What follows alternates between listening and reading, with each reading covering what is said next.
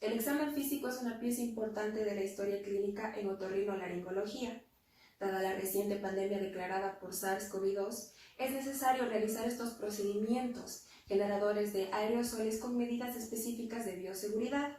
Para esto, a lo largo de este video, vamos a explicar la manera correcta de realizar el examen físico, tanto de boca, nariz como de oídos, con las medidas de bioseguridad recomendadas por la Organización Mundial de la Salud y la CDC.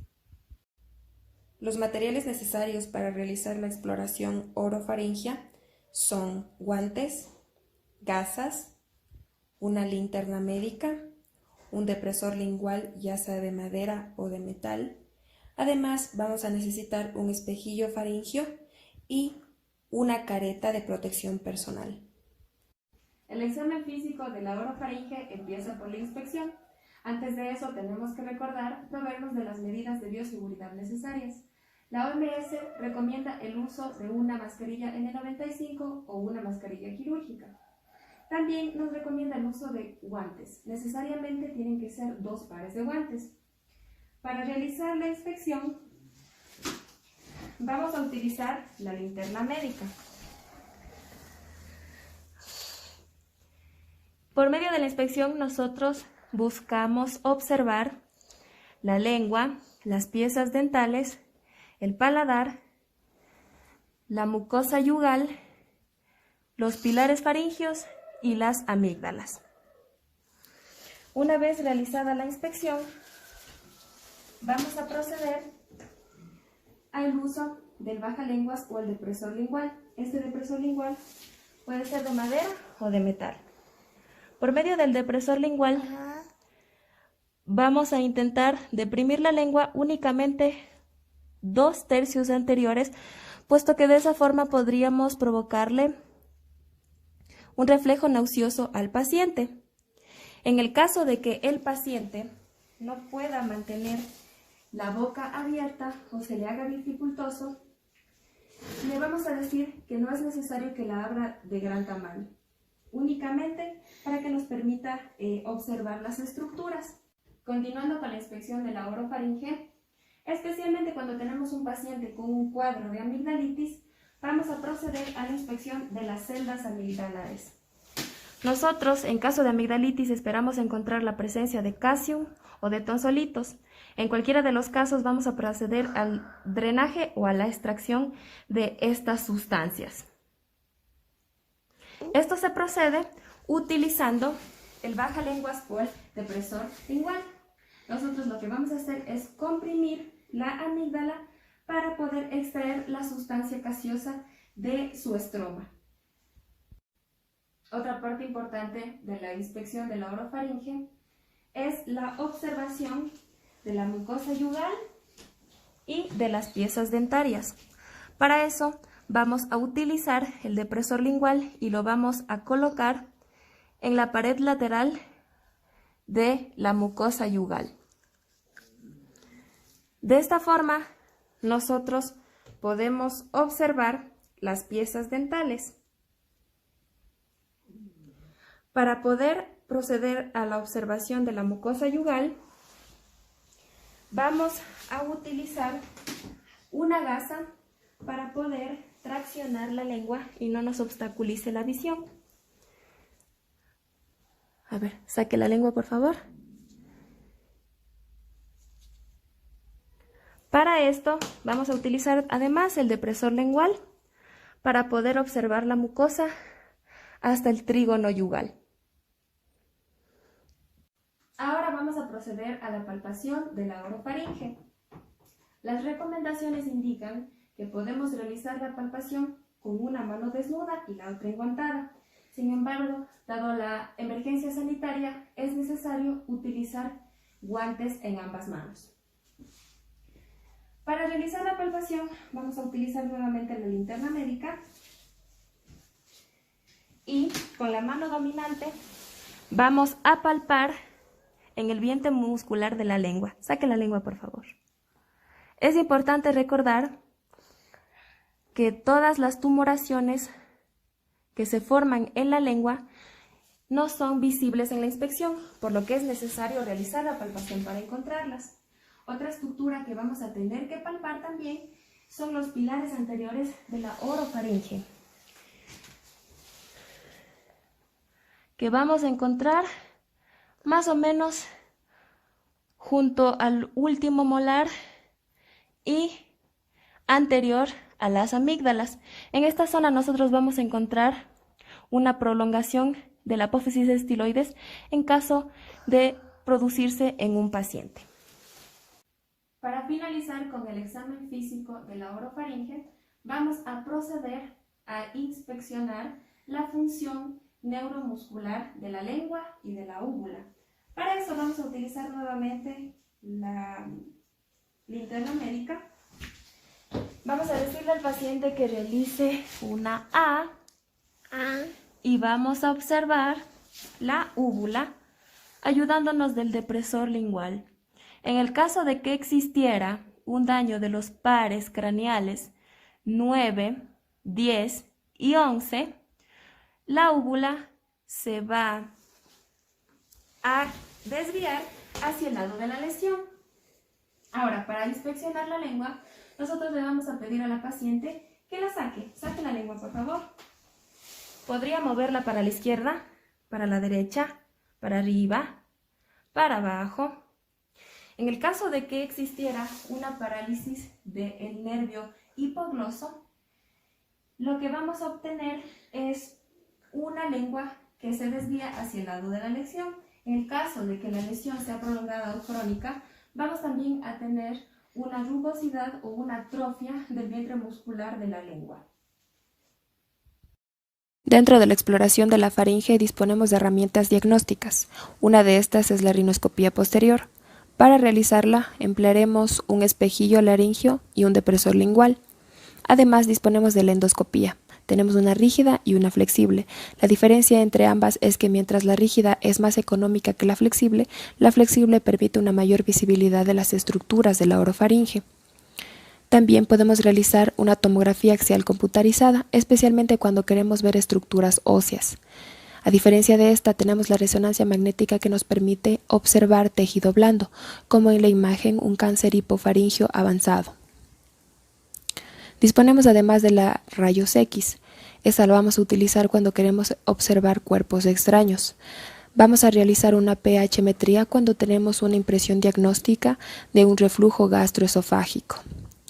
Vamos a realizar en cambio una electrogustometría y una gustometría cuando sospechamos de deficiencia neurosensorial de la lengua. Nariz. Antes de realizar la exploración física debemos realizar una adecuada anamnesis.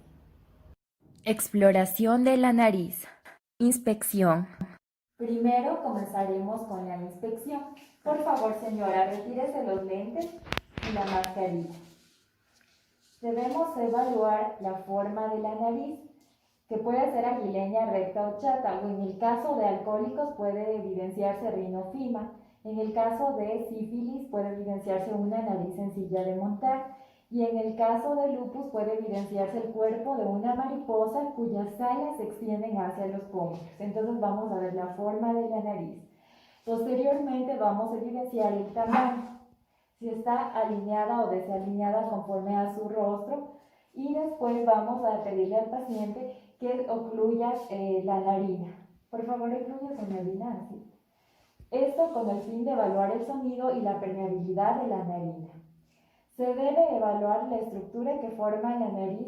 En esto se evalúa el puente, la punta, la columela y las alas de la nariz. Y finalmente se debe evaluar la coloración, la integridad y la humectación que presenta la nariz. Materiales. Para examinar la nariz vamos a usar un CD diagnóstico, del cual vamos a utilizar el espéculo nasal, el mango y también los espejos. Y como medida de bioseguridad, guantes.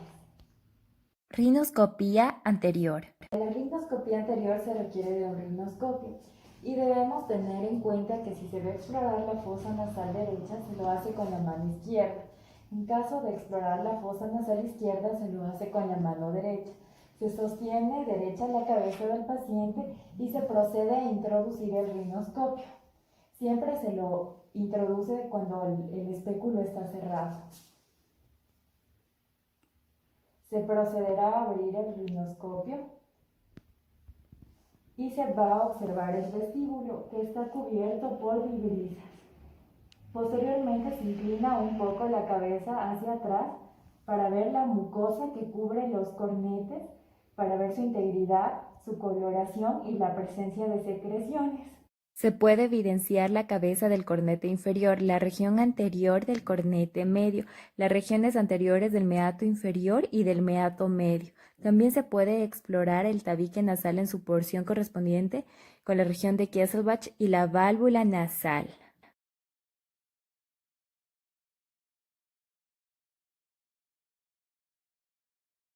Palpación. Palpación de la nariz. Primero se debe palpar los huesos propios de la nariz. Esto con el fin de evaluar si es que no existe dolor o crepitación. Luego se palpa la temperatura y la sensibilidad del puente, la punta, la columela y las alas de la nariz.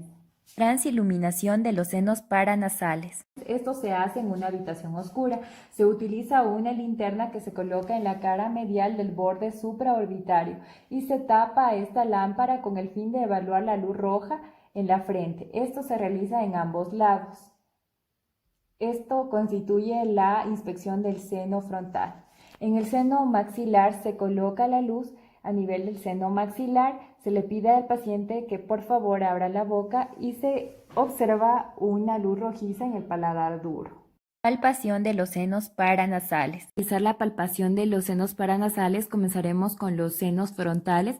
Ubicaremos ambos pulgares a nivel de los arcos supraciliares, realizando leve presión en busca de dolor y sensibilidad.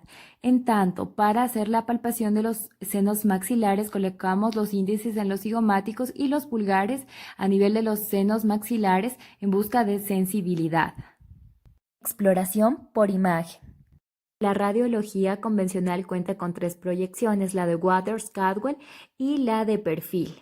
La proyección de Cadwell, también denominada nasofrontal, aporta imágenes de los senos frontales, del etmoides anterior y de los otros senos. La proyección de Waters, también denominada nasomentoniana, permite obtener imágenes de los senos maxilares y en menor medida de las fosas nasales.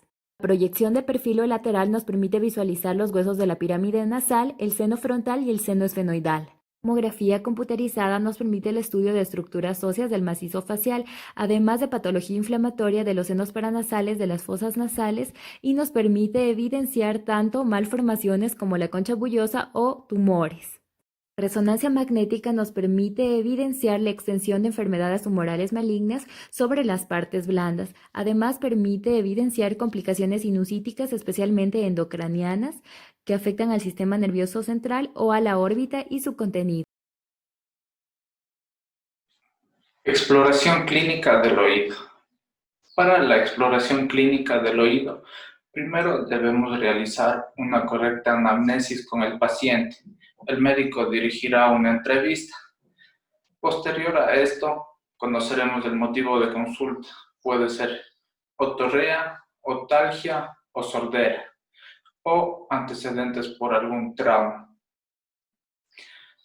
En la inspección observaremos el pabellón auricular, su forma, si hay pérdida de sus relieves, la coloración, si hay lesiones, el olor y debemos comparar la del lado afectado con la del lado sano.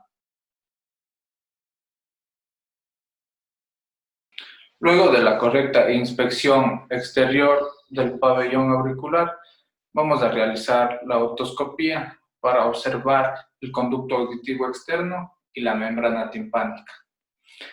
Para realizar la correcta introducción del otoscopio, tenemos que traccionar el pabellón auricular hacia atrás y hacia arriba. Probamos la luz del otoscopio y lo introducimos delicadamente. Las características que debemos observar en una membrana timpánica normal es su característico color gris perlado con pocos vasos sanguíneos cerca del mango del martillo, una transiluminosidad con una magnificación que permitirá observar la rama larga del yunque, el anillo timpánico, los repliegues tímpano-mayores anterior y posterior. El triángulo luminoso de Politzer es característico de un tímpano normal.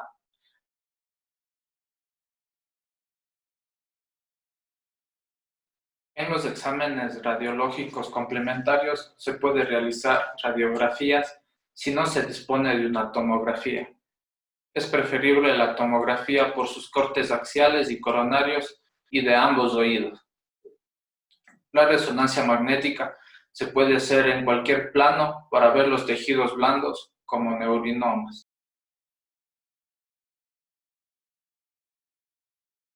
Continuamos con la exploración funcional del oído y la audición. Vamos a realizar con el paciente la prueba de la voz cuchicheada. Es una voz susurrada que vamos a producir tras la expiración. El examinador va a estar de espaldas al paciente para cuchichear las palabras a distancias variables del oído y el paciente deberá repetirlas. Si el paciente tiene una normoaudición, percibirá el susurro hasta una distancia de 3 a 4 metros.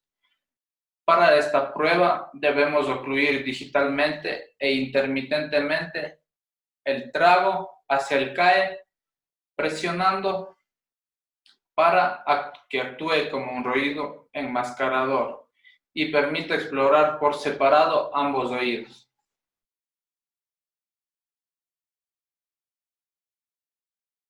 En la acumetría con diapasones se emplearán diapasones de 250 y 500 hercios y las pruebas se pueden realizar con ellos es Rhine y Weber.